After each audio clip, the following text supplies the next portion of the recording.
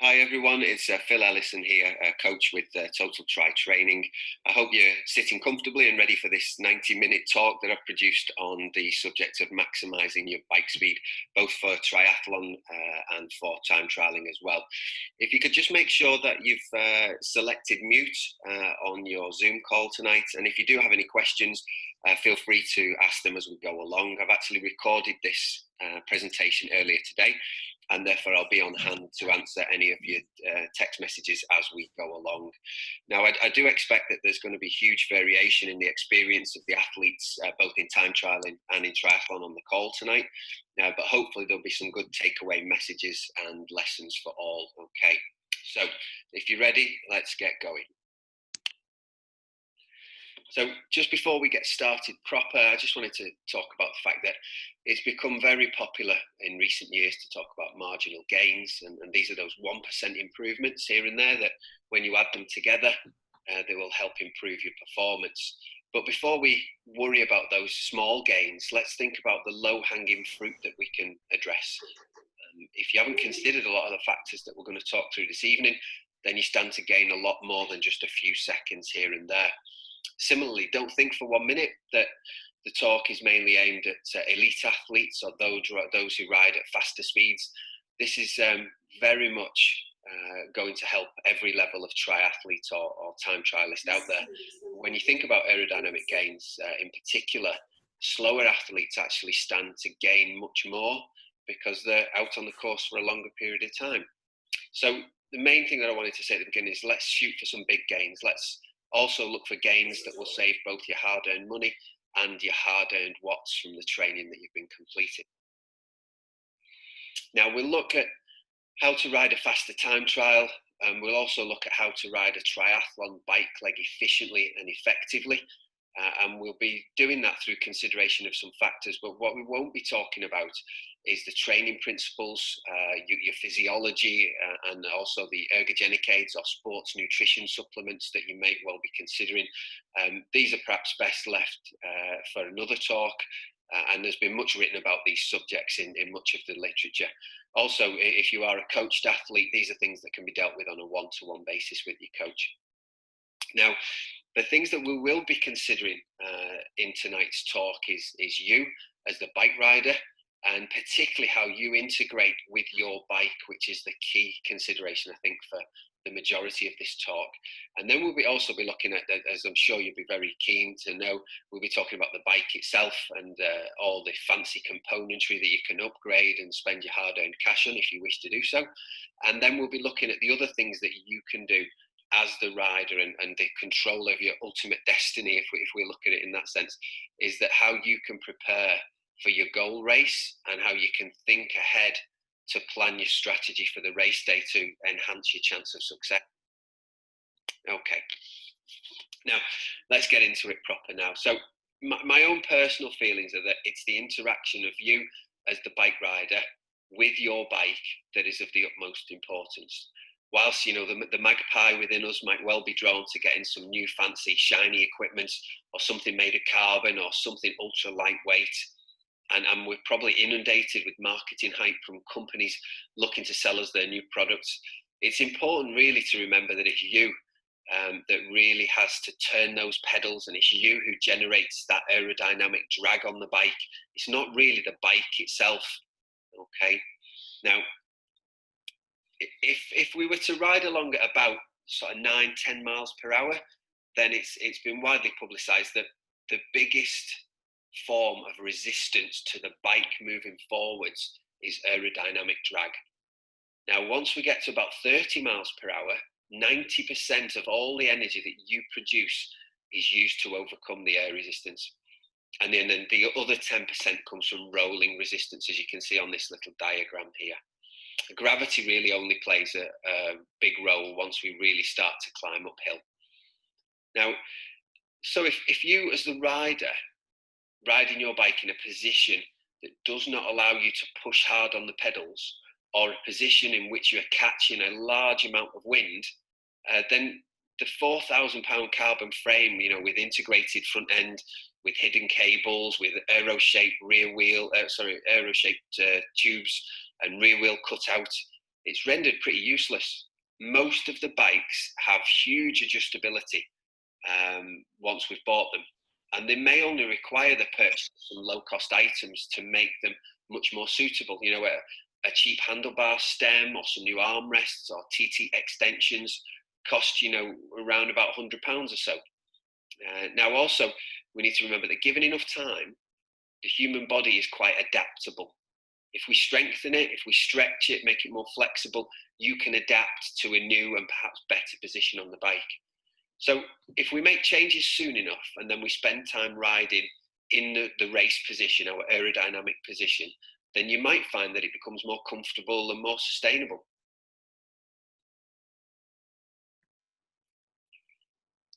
Now, just a point on time trialing and triathlon. And I think for time trialing, the goal generally is to get to the finish line, you know, as quickly as possible. So the idea is to pace your effort from the start all the way to the finish so that it results in the fastest time possible. And in doing so, you expend all of your energy just at that point that you cross the finish line. However, in triathlon, we've got to remember that it's very important that we are able to execute a very good run at the end of the bike ride. So we really need to think about pacing a lot more. We need to think about that unique aspect of saving a little bit of energy, but not too much energy, so that we can run effectively after we finish the bike ride. So the principles that we're going to talk about are some of them both applicable to time trialing and to triathlon, but some of them are certainly more triathlon specific principles as we think about efficiently covering the ground and gaining efficient speed, not speed that's based on turning a lot more power on the pedal. Now, thinking about the triathlon bike fits in particular, these are the factors as I see them that are quite important to weight individually for each rider that comes in for a bike fit. We need to think about obviously that ability to run off the bike, as we've already mentioned, and we need to consider the costs of any upgrades or changes that are made, and these will be done on an individual basis. The top three factors are probably the most important to find some balance between when setting somebody up with a bike fit. Obviously, we need them to be powerful on the bike and we need them to be as aerodynamic as possible, but sometimes these things can come at the loss of some comfort and some sustainability, or they may put somebody at slight injury risk. So depending on particularly on the length of the race and the individual's characteristics, we need to think about weighting these appropriately. So generally for shorter distance racing, you might go for the most powerful and aerodynamic position, because that position only needs to be tolerated for a short period of time. And then conversely, for longer distance racing, you may decide to forego a little bit of absolute aerodynamic gains in favour of sustainability and the ability to hold a position comfortably over many hours. Now this slide is just to highlight the fact that, as I said earlier, 90% of the resistance to forward progress is due to aerodynamic drag. And of that 90%, it's somewhere in the region of 80 to 85% of it that comes from you as the rider. So irrespective of the frame, the wheels and the components that you're using, the majority of drag actually comes from you. So the most important thing really about your selected bike and the components that you choose is that they allow you to get into your most optimal position, whether that's from a power perspective or an aerodynamic perspective. Less emphasis really should be placed on the manufacturer's claims regarding the weight or the aerodynamic savings, etc. And we need to remember that aerodynamic improvements from you as the rider trump anything that the manufacturers can claim from their components. Okay, now whether you're riding a road bike or a time trial bike, I'm going to show you some facts and figures now which will help underline the importance of really addressing your body position whilst riding the bike. Now, this first excerpt was taken from a wind tunnel test that I did a couple of years ago, and it was comparing the power required to ride at 45 kilometers per hour if I was sat up on the base bars or if I went down into an aerodynamic TT position on the aero extensions. Now, as you can see, the magnitude of difference to travel at that 45 kilometers per hour was as much as 70 watts. So I could save 70 watts of my energy or my power by dropping down into the TT position compared to sitting upright in a more road bike style position. Now this is huge, obviously, if you think about your training and how difficult it is to come by a 70 watt increase. It shows how important the time trial or aero position is. Now, if we look at this next table, which I've taken from Global Cycling Network, from a GCN video, where they placed one of their presenters into the wind tunnel, and they simulated speeds of 25, 35 and 45 kilometers per hour. And they looked at the wattage needed to produce that speed. And then they compared some simple changes to the bike and to the individual. So if we look at the first line, it took about 82 watts of power to produce 25 kilometers per hour, 222 watts for 35, and a massive 464 watts to travel at 45 kilometers per hour. Now, simply by adding some clip-on TT bars, there were 19 watts saving at the slower speed, up to 104 watts, which is almost a quarter of the power required when traveling at 45 kilometers per hour. So you can see the huge savings just from some clip-on bars. Now, similarly with a TT helmet, there were 6 watts saved at the slowest speed and 41 watts saved at the faster speed. And that's just attributable to the helmet, no positional changes, just the pointy helmet over ventilated road helmet. Similarly with the TT bike, there are 20 watts of improvements attributable to the bike at 25 kilometers per hour, ranging up to 130 watts at the faster speed. And again, what's important here is to look at the improvements of the TT bike over the clip-on bars. And there's about 26 watts there that's attributable just to the geometry and the frame shape and design of the TT bike over a standard road bike with clip-on bars.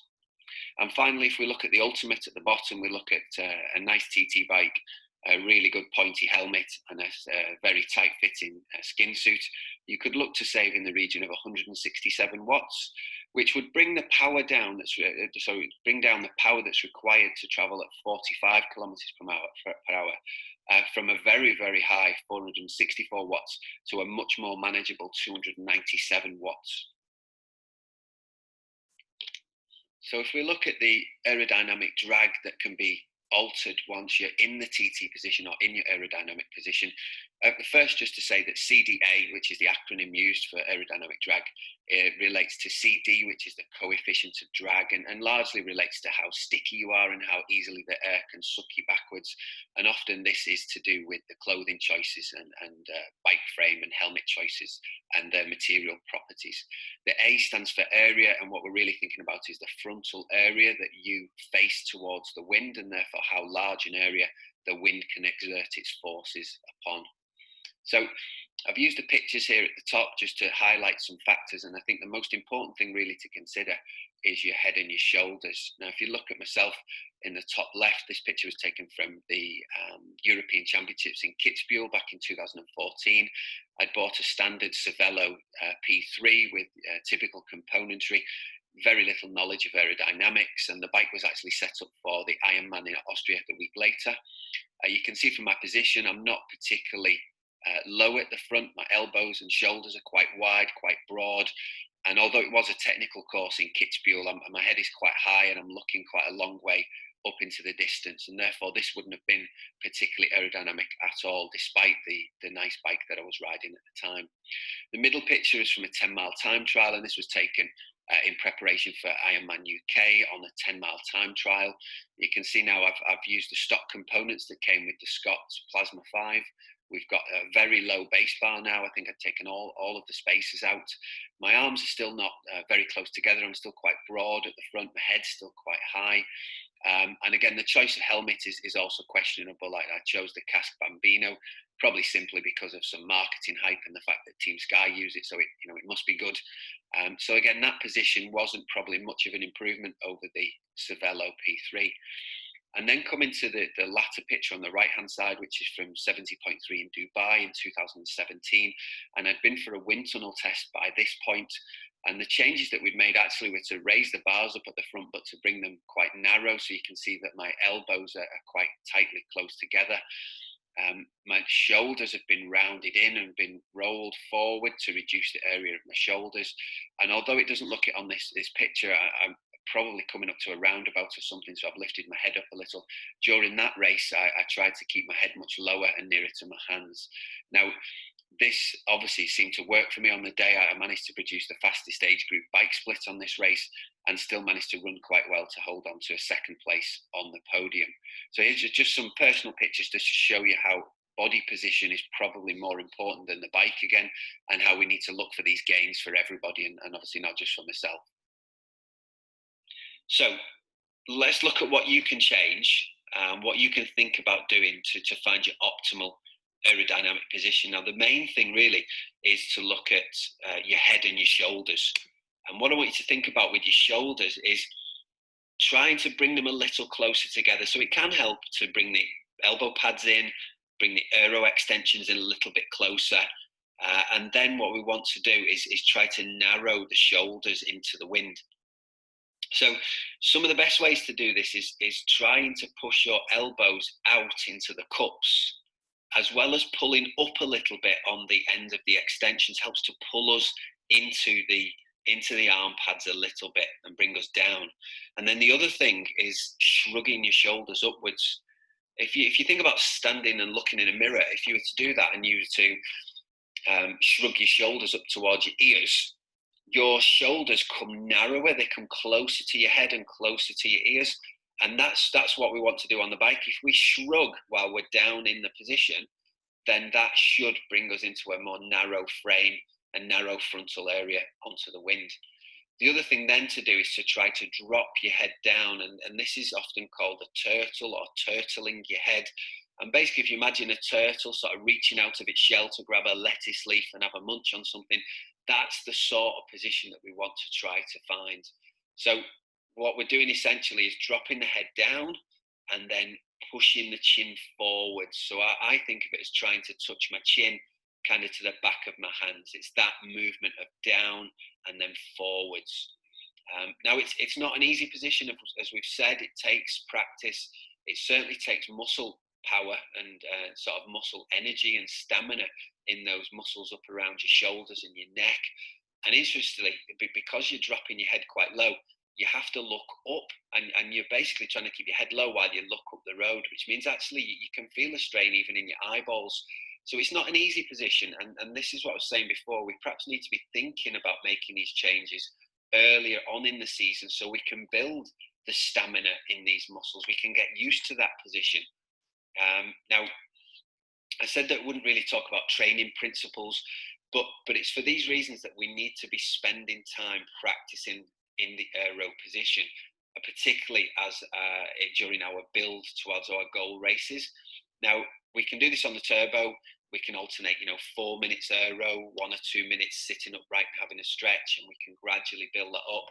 I'd normally say we do that at low power output. We're not looking for huge power and race goal power. While we do that, the main goal of that session would be to get used to the aero position. But I think what's key is that we practice that ideal aerodynamic position. What we can't do while we're on the turbo is distract ourselves, listen to music, watch the telly, and just kind of slump on the bars and then lift our head up to watch the TV, which is placed in front of us. What we need to think about doing is holding that really, really good, tight, compact position for the period of time that we're looking to hold it for. And then if we keep ourselves quite strict like that, then that should help us tolerate that position. And then what we need to do is we need to consider doing that in the real world, obviously with the bumpy road surfaces, with cars passing us occasionally, with wind and with rain. It's another factor again to feel what that speed is like and what the position feels like in the real world. Can we keep our head down, when we're tempted to look up the road to see what's coming further and further? And then the other thing is just to say that it's massively important as far as aerodynamics are concerned, that once we've found this optimized body position, that you can sustain it. If you can hold it for a few minutes, but on race day you find that you're fidgeting around, that you're moving around on the bike a lot, the helmet will be moving, your shoulders, your hands are moving, you're disturbing the air more, and disturbed air causes more drag. So we need to try to hold ourselves as still as is really possible. Obviously, for shorter distance racing, tends to be much easier. Now, again, general principles. We started to talk about aerodynamics, but for most bike fitting purposes, you would probably start at looking more at the back of the bike and looking at your position on the saddle relative to the pedals and maybe to the handlebars, because that's where the power generation comes from. There's no point looking at aerodynamics and making you really, really slippery in the wind if we've not got you able to produce your optimal amount of power. For power production, we're looking again at your hip angle, we're looking at your knee angle, and we're looking at perhaps the drop, the difference between the saddle height and the handlebars. And as you can see from the diagrams, a more open hip angle that you see with a road bike position generally allows you to produce a little more power than when you're sort of cramped up and we close that hip angle in the time trial position. Now with training, that can change and you can improve the power that you produce in the time trial position, but that's a general principle that holds true pretty much for everybody. So the art really of doing a bike fit is to try to get you low or get you more aerodynamic at the front, but also keep the hip angle quite open and therefore quite powerful at the back. And as I said, a lot of this is to do with the saddle. Now, when we're considering saddle position, what we're looking at really is the height of the saddle and how much we need to perhaps move it forwards or backwards. Again, I'm not going to go into this too much, but just some little movements there can affect your hip angle and affect your knee angle, which can improve comfort and increase power on the bike. So that's an area that the good bike fitters will be looking at even before trying to get you aerodynamic at the front. Saddle tilt, there are a few issues with saddle tilt. If you tilt it too far forwards, it will put a lot of pressure on your arms and hands, which can cause some problems. But generally speaking, a little bit of downward tilt of the saddle can open the hip angle a little bit for time trialing and can therefore allow you to get more power and a little bit more aerodynamic at the front. Certainly saddles should never be tilted upwards. There's never any reason for tilting upwards, but 0 to maybe 7 degrees of downward angle can be tolerated quite well. Now, moving on to the topic of crank length, this is quite a thorny issue with lots of varying opinions amongst bike fitters and cyclists alike. Standard crank sets that come on your bike are likely to be in the region of 2.5 to 175 millimeters long, with a shorter crank probably being one at about 165 millimeters. These can be useful for shorter riders and indeed for ladies. Proponents of these cranks would suggest that they provide less aerodynamic drag because you're turning a smaller circle with your thigh and with your knee as you go round each time. And also it may allow for a lower body angle at the front as your thigh doesn't rotate as high each time through the pedal stroke. I'll leave this for further discussion another time, and maybe you can bring this up with your coach or indeed with a bike fitter when you're considering having one done. And as far as that other facet of bike fitting is concerned, it's comfort or perhaps injury prevention. Well, the considerations here are, can we hold the position that we're asking for the duration of the event that we're looking at? So you could perhaps look at putting somebody in a much more aggressive position for a short 10-mile time trial than you would for a half Ironman, a 70.3 bike leg. We'd also need to look at that individual's flexibility, whether they've got an injury pattern that means they shouldn't be doing that. We're likely to provoke injuries by adopting very aggressive, difficult to hold positions. And then the reason I've put this particular picture on is this is obviously a very extreme picture. This is Jonathan Castroviejo with Team Sky. He's an amazing time trialist, really. He's been the champion of Spain for many years. And he's only a very small guy. He's not very big at all. But I think he gets a lot of his gains from this extreme sort of aerodynamic position that he gets himself into. Now, a lot of the time trials that these riders perform are quite short distance. So it's worth noting that we're not really aiming for this sort of position. We're not advocating this. Firstly, he's riding head down. So this particular clip shows he's not safe on the roads, particularly open roads. And his hip angle is massively closed. If you look, his shoulders are probably slightly below his hips. So he's on a downward angle, which most people wouldn't even be able to get themselves into in the first place. The injury risk would go up, and we wouldn't expect them to be able to run off that bike position at all. So when we're looking at pictures from the internet, we might be looking at advertising campaigns. We're looking at still photos on social media. We're looking at things from wind tunnels. Just remember that a lot of these positions that you see are perhaps for marketing purposes, and they might be positions that people could hold for a very short period of time in the wind tunnel. but they're not necessarily real world positions. So bear in mind that a lot of what you see is not what we're actually aiming for in the real world. Finally, then we'll obviously need to consider the costs of various upgrades, the practicality of making those changes and upgrades. And some things, as I've said before, a lot of things can be done quite simply in-house. We can change some simple components, maybe suggest one or two small upgrades, and that can make the world of difference to how your body is positioned on the bike.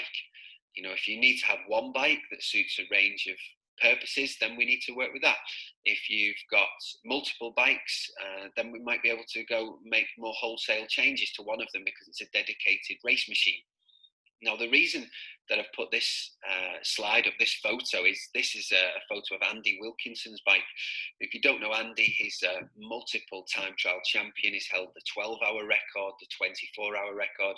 He's been the best British all-rounder, mainly in the early 90s. But he was famed, really, and he's quite notorious in this region. His rides for Port Sunlight, and he would ride this one bike for everything. So you could see him commuting with panniers and mud guards on it. You'd see him riding his 12-hour and his 24-hour races. You'd see him turning up for some off-road on this. You'd also see him, riding hill climb races on this machine. And it's based on a mountain bike Dolan frame. You know, he's got obviously the race wheels on it there in this picture. He's got very low profile bars at the front. But you can see that he's used it for a multiple of purposes. It's not one of these high spec, ultra modern race bikes. He's even got a triple chain set on it. But because this frame set allowed him to achieve a very good aerodynamic position when he wanted to, it was perfect for his purposes. And he only ever used, so legend kind of says, this one bike for everything. So we finished that section really on the sort of bike fitting and how important your position is. And we can move on in a moment to talk about the bike upgrades that we could consider. So what I've done here is just present them very briefly, and we'll go into them in a little bit more detail. But when you're thinking about bike upgrades, we could classify them or think about them as improving aerodynamics.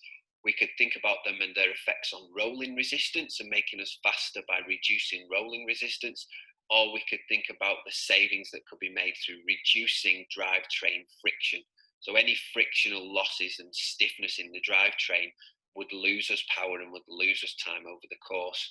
So these are the subjects that we're going to look at. And I've sort of given a brief indication by some pound signs as to the likely cost of these upgrades, particularly versus the savings that can be made. If we start with the frame, frames are they've changed a lot over the years, going back, as you can see on the picture there. They've become much more integrated, a lot thicker. We see these aerofoil sort of teardrop shaped tubes. The rear wheel is cut into the back of the frame.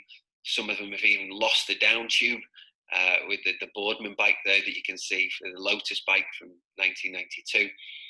So things have changed a lot, but a lot of what's done and what you see publicised is very much marketing and advertising.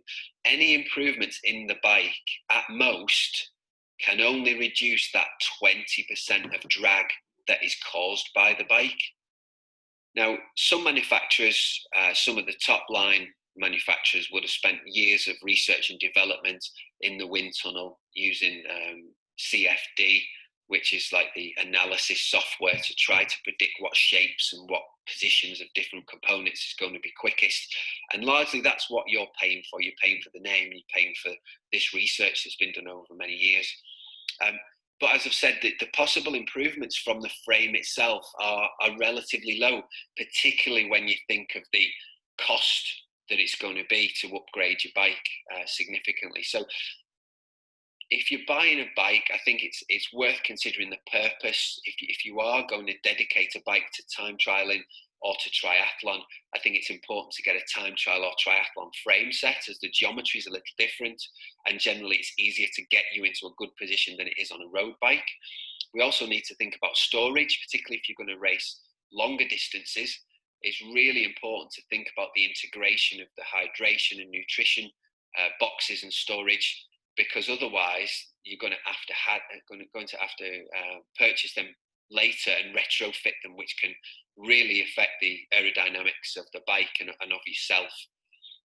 So obviously, when these frames are wind tunnel tested, as we mentioned, a lot of the time they're tested in isolation, so the wind is blown or sucked over the frame, and then various figures will be touted by the manufacturers. But what's important to remember is the bike will interact differently with the wind when it's got a pair of wheels in it, and it'll interact slightly differently when it's got a rider on it. So again, if you believe the marketing hype and you go for the fastest frame set, certainly it must be one of the best. But whether it was worth that extra £1,000 or £2,000 is up for debate, I think. Now, definitely a much more important feature to consider is the frontal setup of your bike. So here we're talking particularly about the extensions and the armrests that you use. Now, although things are beginning to change, bike manufacturers generally provide a bike with a basic aero bar setup. So this is seen in the top left picture, where you've got some flat cups under the elbows and you've got a flat angled aero extension to hold on to. Now, although the guy in the top left has managed to get quite a good aero position, he's very low at the front. By having your arms low and probably by going a little too low at the front, what he's doing there to be able to see where he's going is lift his head up a little too high, which is probably costing him quite a lot in aerodynamic drag. Now, I've also put a couple of pictures of our boss, Chris Standage, in, and if you look at him on the frontal view, you'll see that his hands are coming a little higher. His elbows are quite narrow. There's an inward angle from the shoulders down to the elbows. And on the side view, you can see really how this upward angle of the forearms is allowing Chris's head to come a little lower. Now, again, I would say that Chris's hip angle is not quite as narrow as the guy in the picture above, so he's not quite as low at the front. But where he's gaining is in the narrowness that he's achieved, and also in the dropping the head in line with the body. So if you look at Chris's face, it's almost in line with his forearms. And this is sort of one of the optimal positional changes that we'll be looking for. Now, as far as the elbow cups and the armrests are concerned, these upward angle armrests are now available from multiple manufacturers at the time that you buy your bike, and they're also able to be retrofitted quite simply. I don't think there's any need really to go towards the custom 3D printed versions that are now available, particularly because they're a huge cost. But again, we just want some that bring your hands up a little higher. And we want this because largely the main reason is it reduces some of the tension across your upper back. And by reducing the stress and the tension across your shoulders and your back, it allows your head to come down into that space a little more naturally with a little less effort. And therefore it makes it more sustainable for the race. With regards to the pads, the main features are I would look for pads that are undrilled, and ones that have a high side wall to them, such as these Kismet pads that I've pictured in the bottom right. We can then position them exactly where we need them if you have a bike fit, and we'll often then need to make the adjustments to the angle of the pad through adding some angled spacers. The angled spacers allow us to try to match the angle of your elbow to the angle of your hand, so that you're not resting directly on the point of your elbow when you're riding. And this can be seen with these Drag 2.0 angle spacers in the top right corner. Now, just to finish on this, I'll show you this picture of this lovely S-Works Shiv. And you can see the front end here. I think it's profile design cups and some Ritchie bars. But basically, we've got some probably 40 to 50 degree bend in the bars there, bringing the hands up nice and high. And with some angle spacers under the profile cups, you can see the elbow position would match or line up with the position of the hands there. And that's kind of the sort of thing that we'd be looking for to help you achieve a low head position. Next, we've got the wheels. Now, as far as wheels are concerned, before we say that, look at this guy's shrug. He's got a great turtle position. He's, riding a team pursuit. Obviously, this is quite an aggressive position, but we can bear in mind the fact that if he's doing an individual pursuit and he's in the velodrome, he's only got to hold this for a few minutes, and then he can relax and have a good stretch. So you can see on this, he's riding in a very good, very low, shrugged aerodynamic position. His head's shielded from the wind. His hands are quite high. He's actually got some custom, look like 3D printed, molded armrests that match the shape of his forearms, which again is another marginal gain. But what we'll come on to is the fact that he's got two disc wheels on. So generally speaking, disc wheels are the fastest option. Now, in the stiller that he's got in the velodrome, riding a front disc is absolutely fine because there's not much steering required. In the real world, a front disc isn't manageable as it catches too much side wind and would make it unhandleable in most conditions. But a rear disc wheel is generally going to be the fastest rear wheel. Now, generally speaking, the principles are that the shallower the rim, the more spokes visible to the wind, the less aerodynamic that wheel will be. So go into a wheel that has maybe a 50 millimeter rim depth. That's probably a good option. They tend to be quite aerodynamic, but still quite light and still quite handleable, even for lighter riders. Once you go past that, you go to a 60 or even an 80 millimeter rim, then we're really getting into some of the deeper section wheels, which again do tend to be faster, but the front particularly can cause a little bit more issue in crosswinds. Now, you will see that the weight of the wheels tends to go up. The deeper the rim, the more materials, then it tends to be more heavy.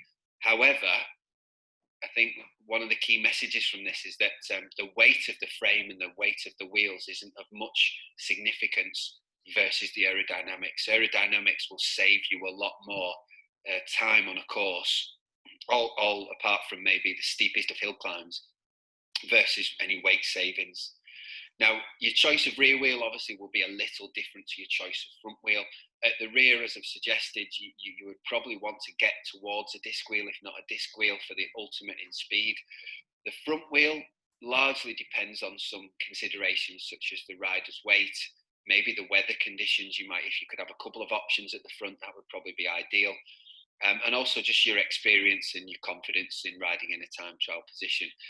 Again, as a rule, you would probably think about a 50 millimeter or something like that, and possibly if you're heavier or more confident, then or you knew it was much more still, lighter wind conditions, you'd think about going to a deeper section front wheel. The savings here are quite big.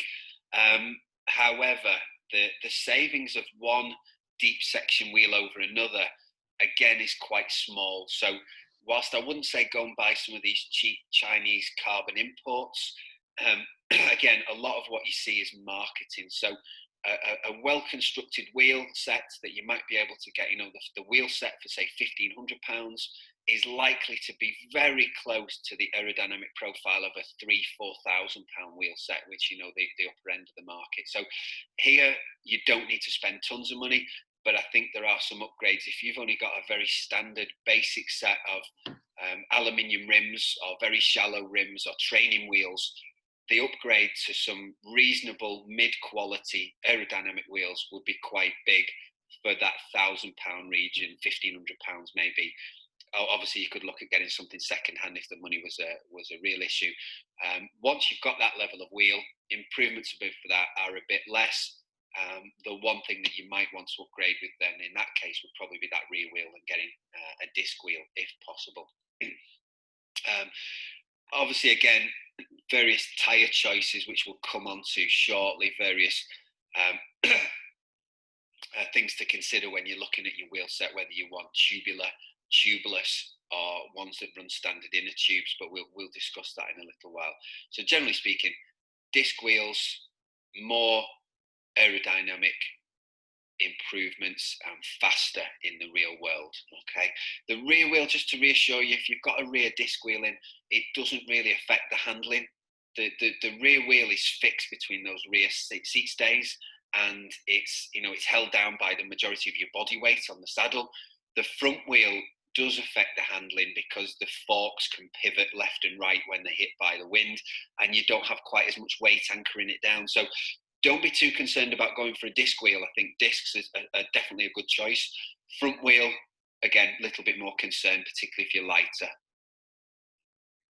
Now, we can move on to the next couple of slides. Are going to get a little bit geeky, but what we're going to talk about is rolling resistance and then friction. So as far as rolling resistance is concerned, once we've thought about aerodynamic drag, which was that 90% of of restriction to forward motion on the bike. The remaining 10% of resistance that we encounter is really mostly down to rolling resistance. So what we're talking about really is that resistance where the tyre meets the ground.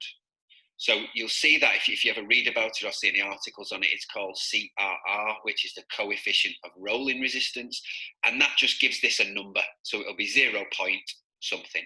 And that indicates how much resistance there is at the point where the tyre meets the ground.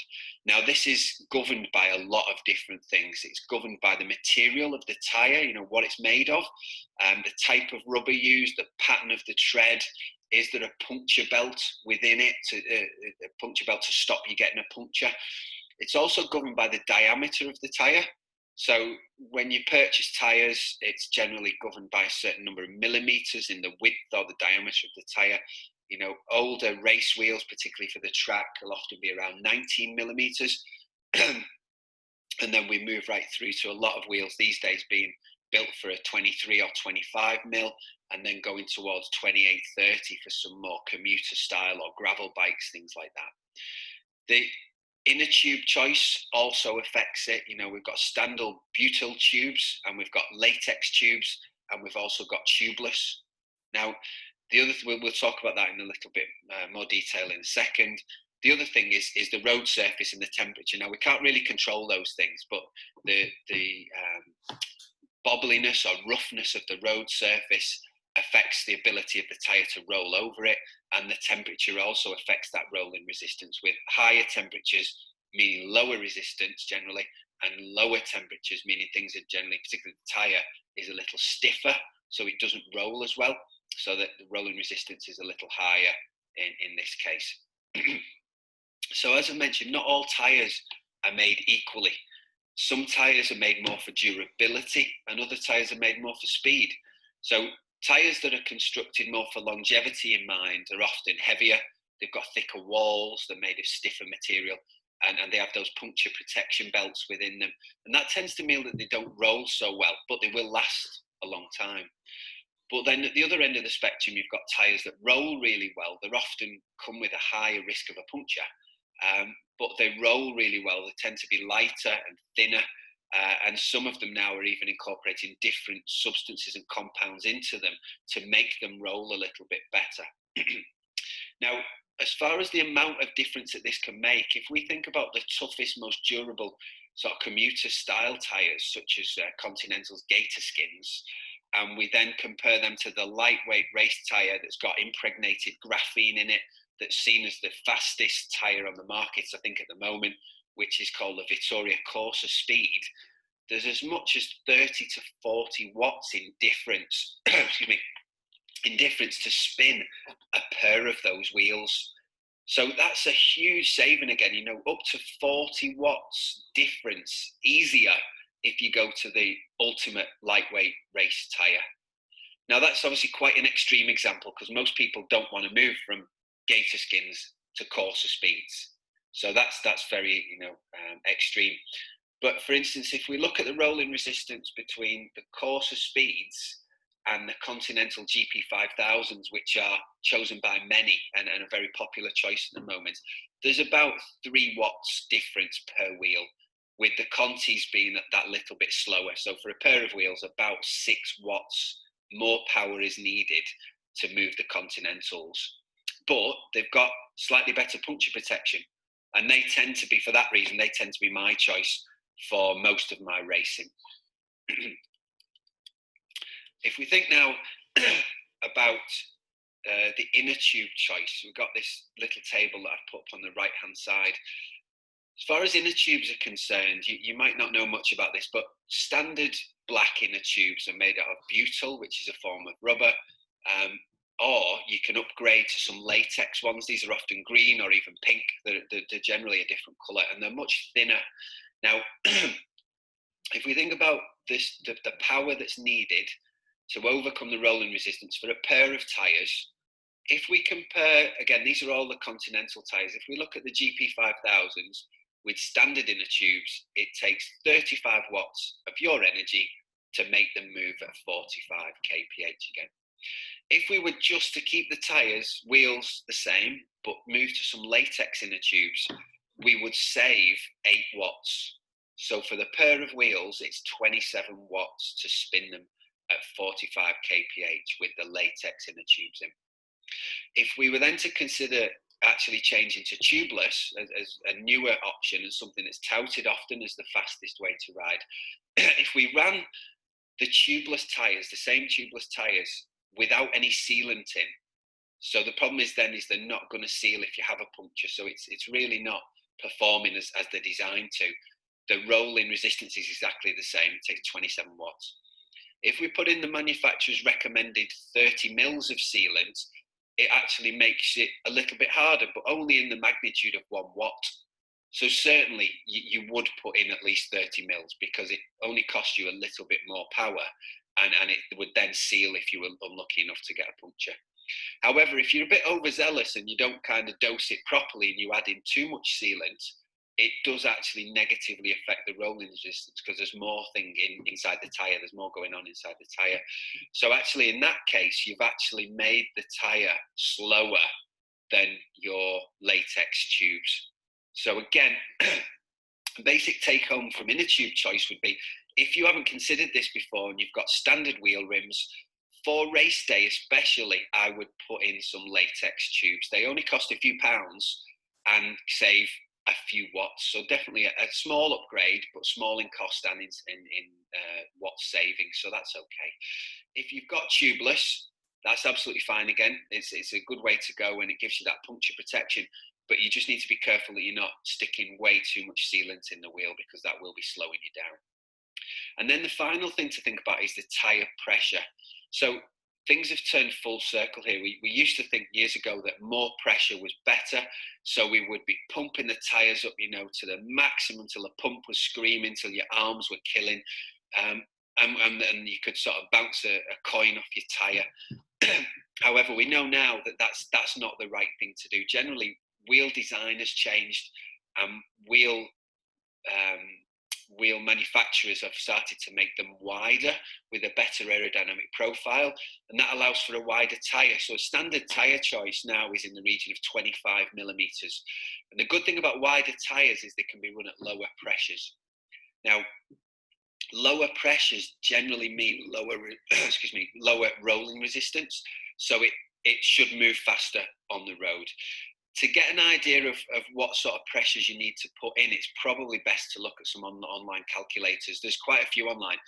The ones that I've used and had a look at for research purposes have been the one by Silka and the one on the Aero Coach website. Now, interestingly for me, about 75 kilos with a bike that weighs 8 or 9 kilos with 25 millimeter rims on my bike, it's suggesting that the pressure I put in my tyres is around about 80 psi, but that will change based on these factors that I've listed below. There's reasons that you might want to adjust that, and there's reasons that the calculator might spit out a different number for you than for me. So that needs looking into really on a case-by-case scenario, and you can look at these calculators. Now, the last bit of geekery, looking at the drivetrain itself. So we don't want to see an extreme example of a chain that's been fixed like this. But any friction that's created in the chain, the cassette at the back, the chain rings at the front, that will slow you down. Now, frictional losses are not huge, but they're very simple really to address. The first thing really is to make sure that your chain and cassette and chain rings are not overly worn. If the chain's stretched, you're going to lose power. If the sprockets and chain rings are worn, you're going to cause more friction and reduce power. You can obviously buy new. When you do buy new, you tend to buy a chain and a cassette at the same time so that they wear in together. Also, when you buy a new chain, it's worth remembering that it's not prepared ready to ride, and a lot of bike shops and things will put the chain on straight away. I would say that what you really need to do is degrease it and lubricate it before you put it on the bike in the first place, and that will already make it a little quicker. Now, if you buy a top-end chain, it might cost a fair bit of money, and you might prefer to take this off again and keep it for race day. It will probably, if you look at the best chain upgrades that can be made, you know, a new chain that's waxed or lubricated properly, set up really well, you probably could look at maximum savings of 5 to possibly 7 watts. Now, you certainly don't want to lose these when it's something you can, you know, address quite simply, but it's not huge gains that can be made in this region. So the first thing I would say is make sure your chain is clean, but not just clean to sort of the naked eye. Make sure that it's degreased and then lubricate it. Now, lubrications and waxes, there's lots of different comparisons of these. Generally speaking, waxes work best. They tend to be dry. The chain won't tend to pick up as much grease and gunk. You know, a wax chain looks something like this in the picture here. There are many companies that will give you a new chain or will wax your chain for you. You can do it yourself at home quite easily, although you might want to think about commandeering the slow cooker, because that's a great way to wax a chain. And again, we'll leave that for another talk, and it has been covered in videos online from GTN or GCN. I've covered some of this sort of geekery and chain waxing as a separate topic. Now, waxes tend to produce the lowest friction, particularly when combined with some PTFE powder, which is what you can see on the picture here. That can be done. Bit of cost implied if you get somebody else to do it. Can be done by yourself if you want to put a little bit of effort in, and it's not particularly technical. And I've done my own for a few years now. The other option, which is a very simple option, is to degrease the chain and then apply squirt lube, which is in the picture on the slide. Squirt lube just applies from the bottle. You should really rub it in with your fingers using perhaps some gloves and kind of try and massage it into the chain links to make sure it gets deep within the chain. If you do that, again, the results are very similar to the wax, and it's much more easy to do on a day-to-day basis. So consider chain lube chain lube with squirt lube if nothing else. So the final consideration as far as your chain, your wheels are concerned, is just thinking about chain line. Now, this is definitely marginal gains, but as you can see on that picture, if you can keep your chain straight from the front to the back with very little deviation in that plane, then it's going to cause less friction. So we don't want to cross chain. We don't ever want to be in the big gear at the front and the biggest at the back. We don't want to be in the small one at the front and the smallest at the back, because we will just be losing a little bit of our power through friction. So this might mean that you want to consider the choice of your gearing that you use. For races, if we can try to ensure that the majority of our riding is with our chain in that sort of straight position like that picture, then that's ideal. Now, obviously, that is a fixed wheel bike. I'm only using that for illustrative purposes, really. So we could look at changing the chain rings at the front for bigger ones. We could look at changing the cassette cluster at the back. Now, again, this is marginal gains, but if you're at that end of the field where you're looking for those last few seconds and any improvement that you can gain, it's definitely something that you would want to consider. If you're riding a typical triathlon course, which is really, really hilly, and you need some very easy gears as well as some very big gears, then it is difficult to do. But if you ride in shorter races or flatter races, definitely the frictional gains from going to bigger chain rings at the front, you know, a 55 instead of a 53, or even up to a 58 or even 59 on occasion, that can mean that you can run a straighter chain. You don't have to be massively powerful. You just need to calculate this based on the average speed that you're going to be riding. For instance, I've gone to, if I set my bike up as a single front chain ring, I'm on a slightly ovalized 58, which is a 58 to a 60 equivalent. Now, that doesn't mean that I push a 58 with it on 12 or the smallest sprocket at the back. I'd probably run it on 58 on the front, but I might be in 16 at the back. But on the 16, which is near the middle of that cluster of sprockets, my chain line is straighter. So again, there's probably a couple of watts improvement just by doing that. Now, again, cost can be quite high. So I'm not saying everybody should do this, but it's something that we need to talk about in the realms of the talk that we're giving tonight. Excuse me. The other consideration might be these really fancy ceramic speed or similar jockey wheels at the back. Again, more teeth tends to mean lower friction. The bigger diameter of these jockey wheels, as you can see on the slide, tends to mean less friction as the chain wraps around. Also, ceramic speed produce some of the best bearings, and therefore these jockey wheels spin really, really well. So that's something else that you can upgrade at the back of your bike to save some of those frictional losses. But again, you're probably looking at a 1 or 2 watt saving, and probably if you bought them brand new, a £350 cost. So I'll leave that, up to you to decide whether it's worth it. If you're building, your ideal dream bike and you want all the best componentry that you can get, then I think it's a must. They do look super cool, but it's not going to save you much power on the bike course. You're not going to make you much faster. Now, we'll move on from the small marginal gains that we've just been talking about and consider something that's really important for the mid to longer distance racers amongst you, which is how to store your nutrition on the bike. Obviously, this illustrative photo is just going way over the top, but some of the important features here is they've got the aero bottle up front between the TT bars with the straw. This is obviously a great choice, or something similar to this would be a great choice, as it allows you to drink without moving from your aero position. They've also got round bottles in the down tube bottle cage and also the seat tube bottle cage. These are unaerodynamic and generally not a great option.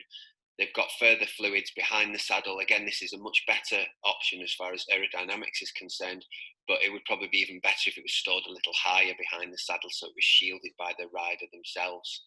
And then they've got nutrition stored in a small box on the top tube, and then a ton of gels taped to the tube. Obviously, this is extreme, but this would be particularly unaerodynamic, and we need to think about improving this situation as much as we can. So, moving on from that to some more ideal setups, if we look at the Felt DA, which is the bike in the top right, you can see that that wasn't designed with any integrated nutrition or storage options. But what they've done in this picture is they've used the Tour Hands bottles, so the triangular shaped bottle that's between the seat tube and the down tube is then connected.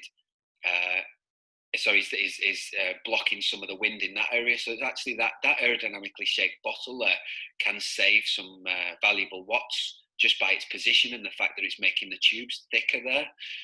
It's obviously quite a large bottle as well, so it should store a fair amount of fluid. They've also got the Tour Hands bottle between the aero bars with the small stubby straw. Now that's also coated in a little aerodynamically shaped jacket, which again is great marketing, but is not likely to save anything at all. They've got a small aero sort of bento box there for the nutrition, which looks pretty good. And then they've got a water bottle cage behind the saddle, which now is much higher. The bottle's going to be stored sort of horizontally.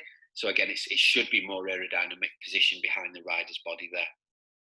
Now, that's obviously retrofitting, which you might need to do depending on what frame you've got. If you've got a frame that needs to be added to, the bento box or the storage box that I've pictured there at the top is possibly one of the best out at the moment. This is the food cell or fuel cell. Now, the good thing about this is it will fix to the bolt holes that some of the aerodynamic bikes have now on the top tube, and it will also Velcro round with a strap, so it's usable for any bike. But the access to the top of it is with a little plastic slide lid, which you can do quite easily with one hand.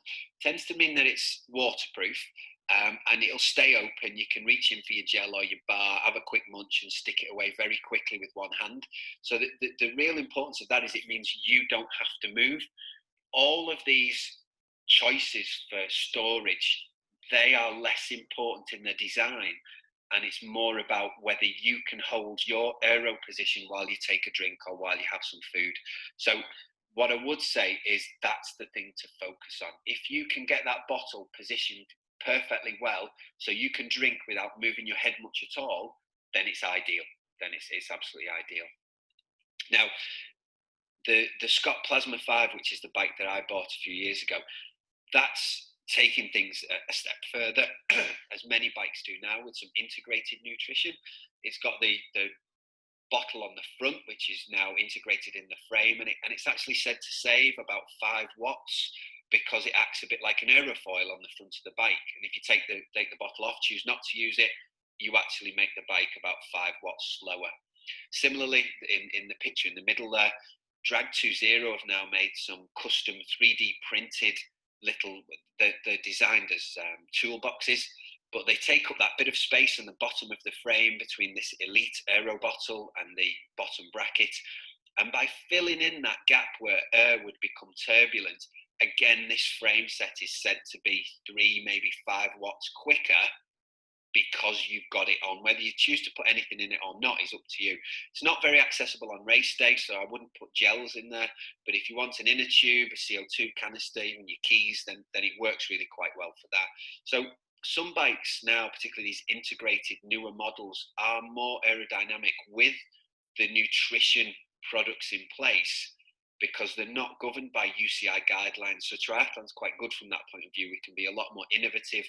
We can do things with frames and wheels and designs that they can't do in any races that are governed by the UCI. So now let's think about the clothing choices that we should be considering either as a time trialist or as a triathlete. I think we can say that the choices for time trialists are a little more extensive as they don't need to consider the swim or the run afterwards. However, some of the general principles to remember are that Lycra is generally going to be faster than your skin. So for time trials, long sleeves would generally be better than short sleeves. And for triathletes, short sleeves are generally better than the vest style suits that were popular a few years ago. There are some gains to be had from the suit itself. I know when the picture there in the middle shows myself in the wind tunnel, that showed that the difference between two suits that I took down to the wind tunnel was actually about 10 watts of power difference. So quite a large amount really between two different suits.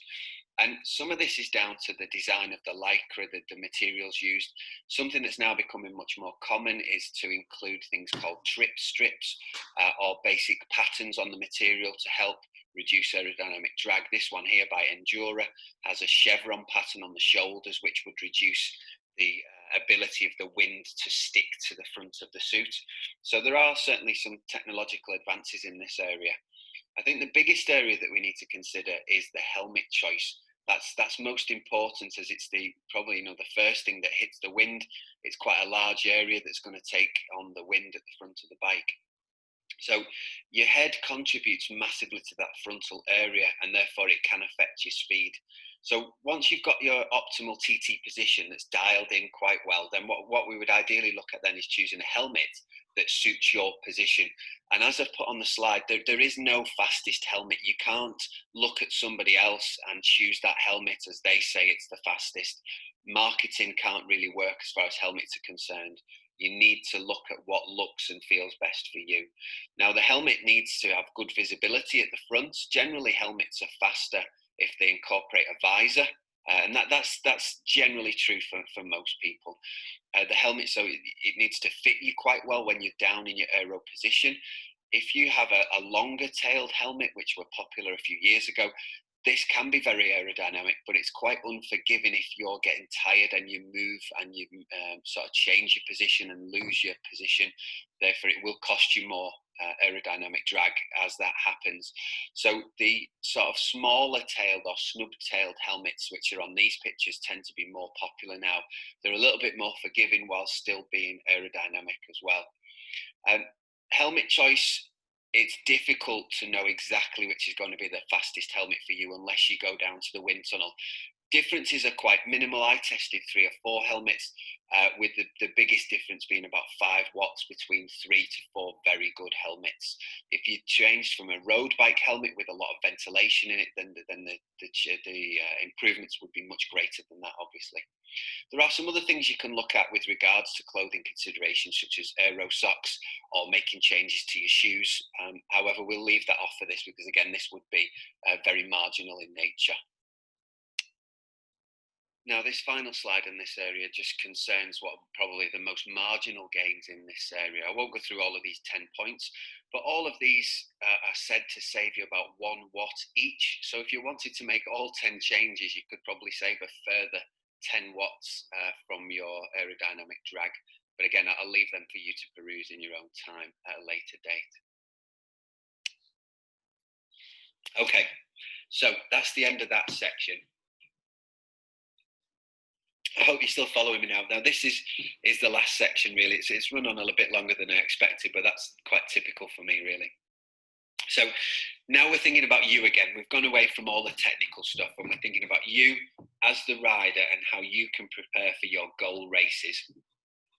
All triathletes will generally be used to training quite specifically towards a goal race. They'll have a build period of so many weeks, and then that's that time where you tend to dial in the goal race pace and you start to think about your race.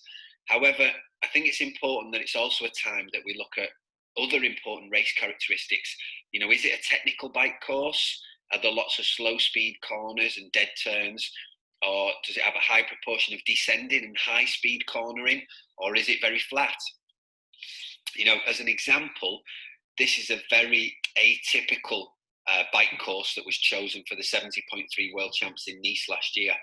Now, talking to some of the head coaches at TTT, it was apparent from some of the data from the many TTT athletes that were out racing in Nice that the times going up the col here, going up the hill, weren't actually that disparate. Most people were putting in a really big effort up the hill, and therefore the spread in the athletes' times for the climbing section weren't that big at all, probably a lot less than you'd think. But then that false flat at the top, the plateau, which lasted a good few kilometres, there were huge variations in time on that, much more than you'd expect. So again, it suggests that maybe people overpaced the climb. Maybe they expected to, you know, rest a little and recover at the top. And then even more so, the speed differentials on this long twisting descent with high speed corners and then lots of roundabouts towards the end. The speed differences and time losses there for some athletes were really quite big. So if you'd have trained beforehand, just looking at improving bike power and really attacking that hill and maximizing maybe 20-minute power to get up the hill as fast as possible, you probably would have only stood to gain a handful of seconds. But if you'd have prepared to pace that well, ride really strong along the false flat and not lose any time, and then practice descending skills, handling skills, you know, being able to stay aero and tolerate fast speeds on the bike, you probably stood to gain huge amounts of time. Now, that's obviously a little bit different to our standard triathlon training, but definitely an area that if we're looking at maximising speed and not being overly focused on maximising power, that's something that we really need to think about.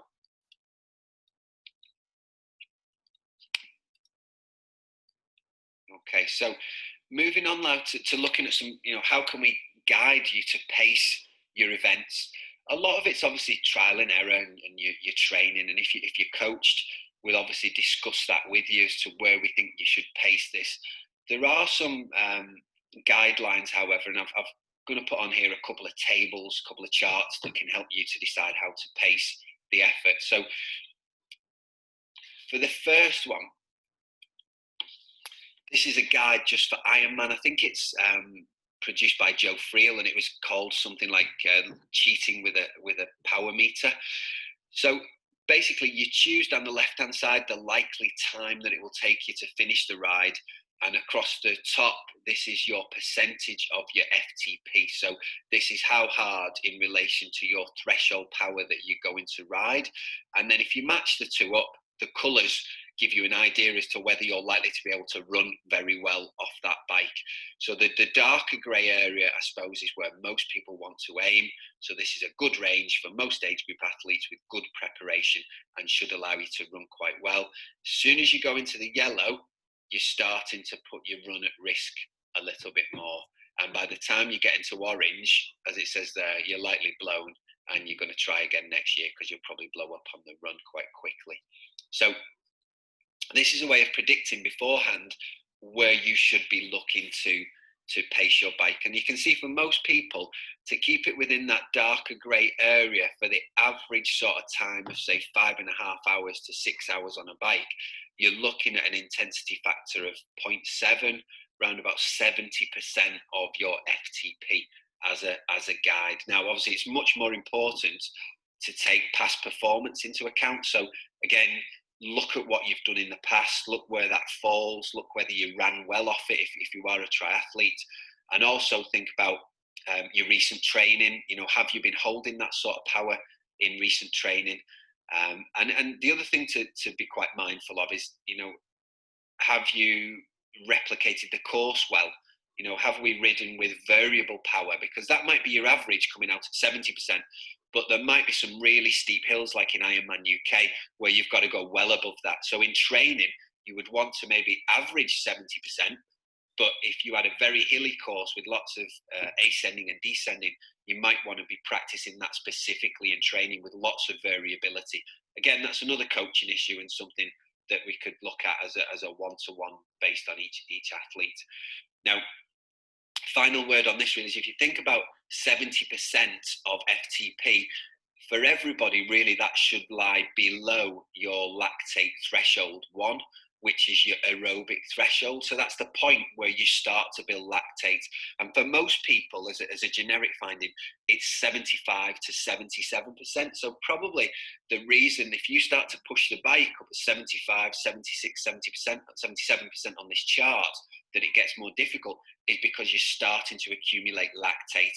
Your heart rate will be a lot higher, your movement is less efficient, and therefore you might tolerate it for a while, and you might even tolerate it for the length of the bike ride. But with 3, 4, or 5 hours of running to come, it's going to pay at some point, and you're going to jeopardize the rest of the race. So again, as we said earlier, it's about efficient cycling for triathlon. It's not about power at all costs, really. My sort of experiences at Ironman UK, where I rode at 250, low 250 watts of that region, which worked out at either 0.7 or 0.71 or 70% stroke 71%. And that took 5 hours 40-ish.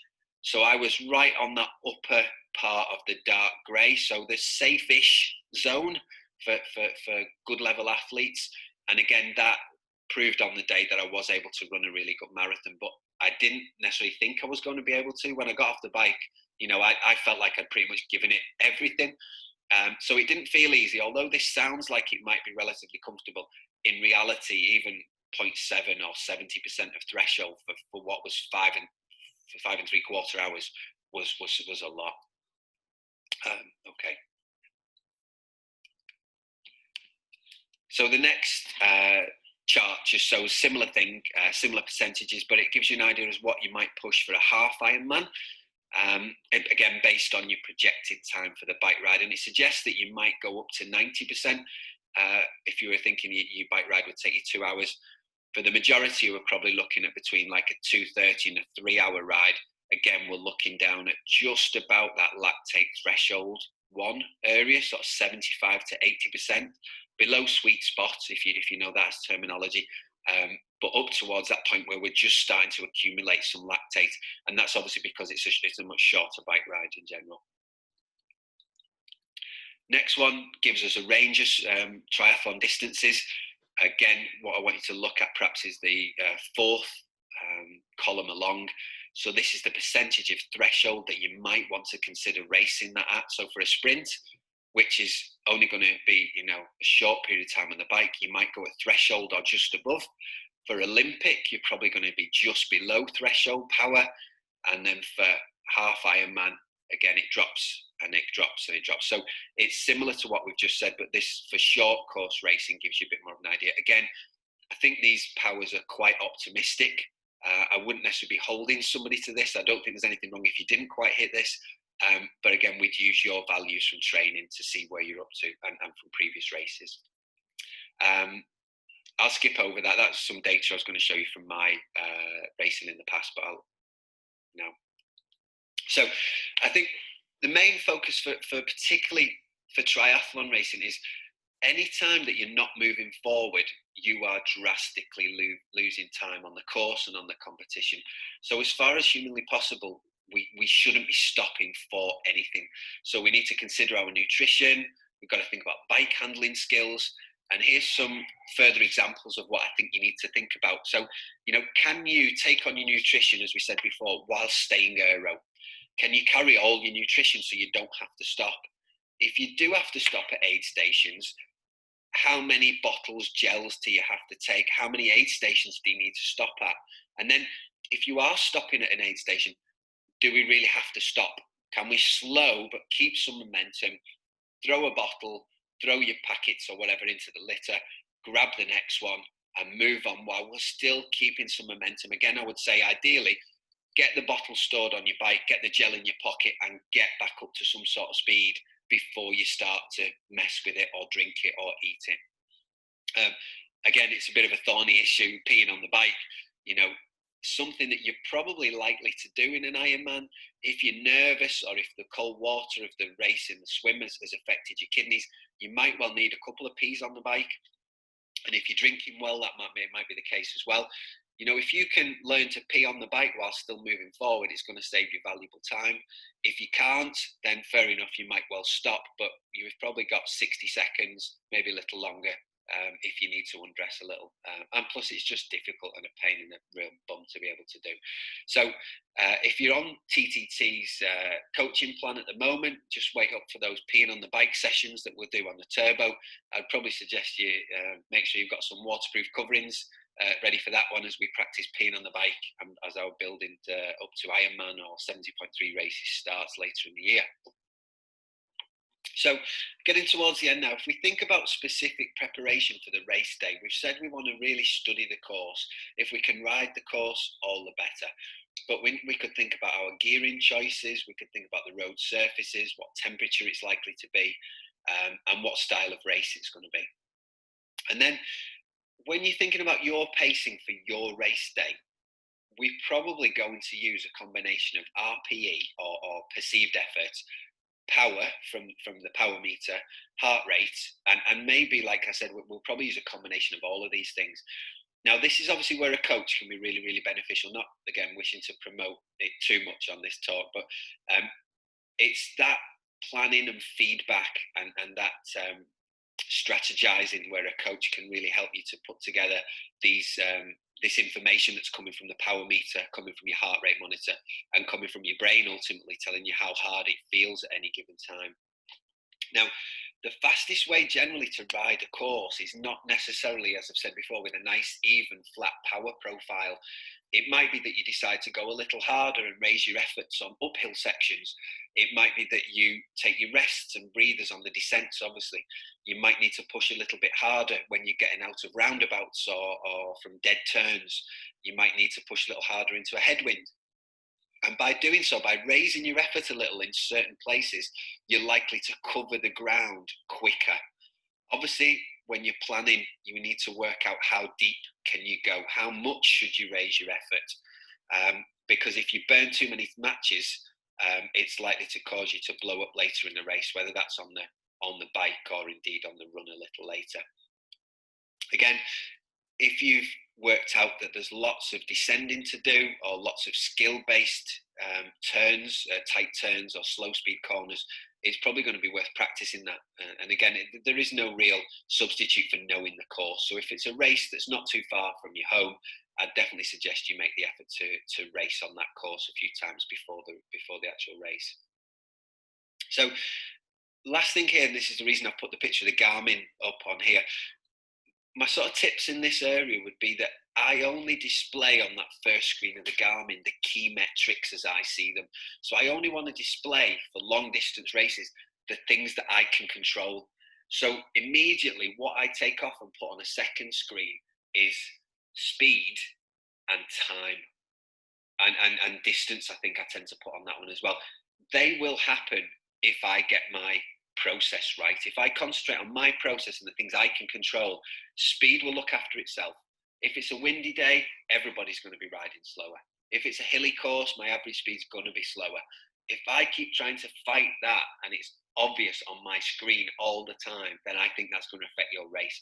So I remove them, put them on a second screen, and what I tend to focus on my main screen is my heart rate, the actual heart rate as it is at the time. And I use that to guide any efforts. I know where I want my average heart rate for the ride to be. And I want to limit a roundabout threshold heart rate to limit me on any steep sections and limit me from going too hard too early. I tend to, power-wise, I tend to have 3-second average, which is like my rolling average power, and then my normalized power for the whole ride, because I have an idea as to where my normalized power should be throughout and at the end of the ride. So that keeps me honest. I do have the ride time on there, and I have that with an alarm every 20 minutes. And that's mainly just to make sure that I take on the nutrition that I need when I need it, and I don't get carried away and forget about it. So there'll be a little alarm that bleeps every 20 minutes, and I'll choose to take, a gel, a drink, a bar, whatever I fancy at that time. So that's the main stuff I have. I also have gradients. And I have gradients on there because I know from the wind tunnel testing that I've done with the speeds that I'm likely to be traveling at, once I get to about 5% gradient, I can really allow myself to come out of the aero position, sit upright, because I'm not creating quite as much wind drag because my speed has dropped. And the extra power that I'll get from sitting upright is going to be of benefit. So I have that 5% as a guide in my head. And once I see that creep into that region or above, I certainly allow myself to sit or even to stand in the pedals and maximize the power output at that point. Now, again, the reason that I choose to have that is towards the end of races, when you're getting tired and you're in discomfort, it's very easy to sit up too early and to start to get a bit sloppy. So again, it's just a case of keeping me honest, really. So that's race day strategy, preparation. And then once we come to race day, I think the key thing is just focus on the process. The race day's here. It's like, hooray, let's get on with it. This is me, time to show what I can do. I think if you focus on the process and tick things off as you go along, don't think about the outcome, because some of that is out of your control. Don't race people necessarily if that's not where you're up to in the race. Outline your plan beforehand with your coach if needed, and then stick to that plan on race day. Execute it. You've got to believe in yourself, but you've also got to not over exert yourself. Don't think that you can become Superman for a day. If you've not done it in training beforehand, there's every chance you're not going to do it on the race day. So don't push beyond your limits, particularly early on. If there's some left in the tank late on, maybe you want to give it then. And enjoy it. If you've done all this preparation, you're doing more than 90% of the field. So be confident and enjoy your time out there. Wow, so that was pretty much everything that I could tell you about improving your bike speed for triathlon and for time trialing. I hope you've managed to take some valuable learning points from today's webinar, and I'm very grateful for you spending your time with us tonight. If you would like any more information on the talk this evening, or to discuss coaching at all, then please feel free to get in touch with me at phil.ellison@totaltritraining.com. I've also included my Facebook page, where I provide some free content on almost a daily basis.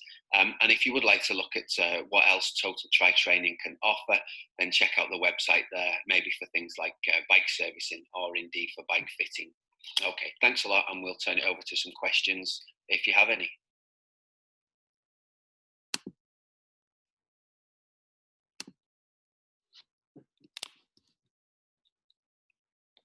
Hi guys, anybody got any questions? Anything they want to stay online for?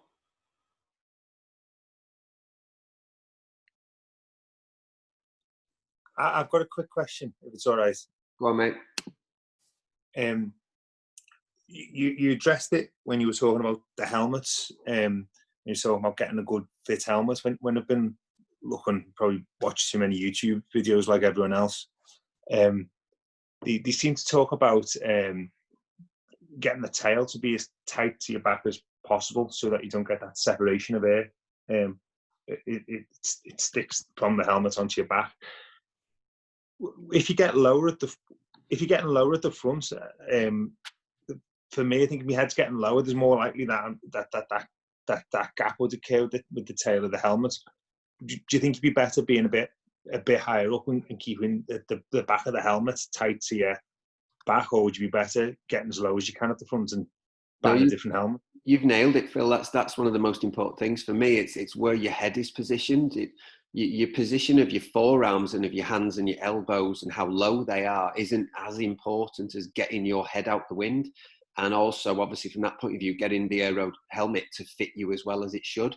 So if that's what I was saying really with the upward bent bars with these angled elbow cups, that higher hands position, you can put a few spacers under the bars, bring them up. But I actually found with my testing that raising my hands and elbows up towards my chest actually allowed my head and my shoulders to come lower. So it's a bit converse in the thinking that actually you can raise your bars up and not worry about it too much. I think I might need to have a look at changing my front end so that I can get those type of spaces then. Yeah, I mean, they're not that expensive. It just needs a little bit of thought. And as I say, if you can get them, there's lots of different options from different manufacturers. The ones that I currently use are from Watch Shop, and they've actually got the angle built into the cup, so you don't need a spacer. So they offer a 10-degree elbow cup or a 20-degree elbow cup. And they're undrilled again. So when I get them, and I've just ordered some new ones actually, because they've just produced a brand new set. They'll be coming in the next week. And that means you can drill them, put them where you want, and you don't need the angle spacer with those. Is there a base bar that you recommend for using them? Because I don't think my base bar is compatible with that type. No, this is the problem. It's the compatibility. So I say on my Scott Plasma, the bike was generally made by Scott, but the front end is all profile design.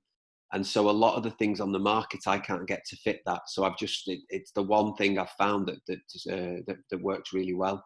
And that's where working with, I mean, I'm very lucky to work with Dato Cycles, and they look out for everything for me, and they can order and test. And, you know, if they end up buying the wrong product for me, they take that and I don't have to pay for it. So there's a good service there that can be had from some bike shops. Okay, thank you.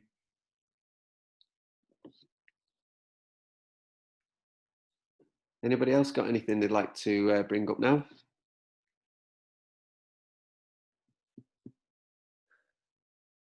Not really. No. Okay, guys, we'll call it there. We'll bring it to a draw. But if you'd like to comment, we'll be sending you an email out.